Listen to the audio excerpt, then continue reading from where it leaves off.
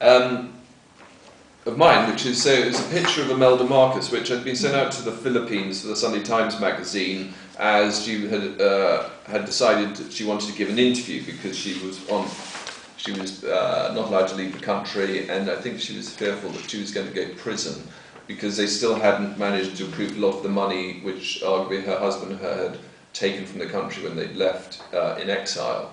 So she wanted a public forum to say that her perspective and point of view. So I'd spent 4 or 5 days following her around with her, and during the whole process it was quite difficult to get to stay still to be photographed. And what I realised every time she got nervous, that she took out her French handkerchief, and she had a bad French nail polish, and she had a compact which was solid gold with diamond encrusted her name across it, Imelda. And it just struck me suddenly that actually that said and she had a 10-carat pure diamond ring as well, and it was pretty much said everything about her. The ring represented the 10 days of courtship from when Ferdinand met her until they got married, which she wore. The sort of slightly bad French nail polish looked like she was slightly times than she had been.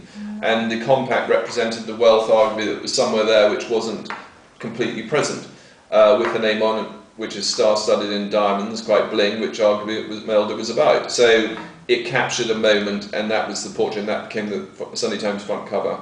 And to me, I've always had a lot of warmth towards it as a picture. Other people's, there's a little picture in the National Portrait Gallery, which I've forgotten, I should know the photographer's name, but it was taken of A.A. Milne, the writer of Winnie the Pooh, and his son Christopher Robin, who obviously became very famous through the writing of Winnie the Pooh books, holding the little boy holding his teddy bear, which was Winnie the Pooh.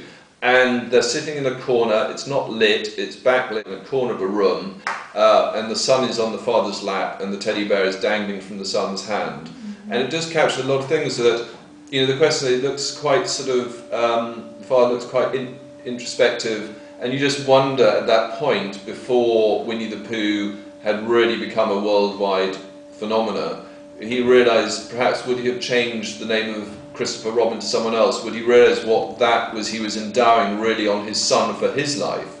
That to live as Christopher Robin, the real Christopher Robin, what that would mark for him, though he'd done this with, obviously, there's a sense of warmth and huge love and affection from the father protecting the son, and the son's love for the teddy bear. Right. And clearly the father had done the written word and the stories to tell his son. So it was a lovely, engaging warmth and love intimacy between a father and a son. Right.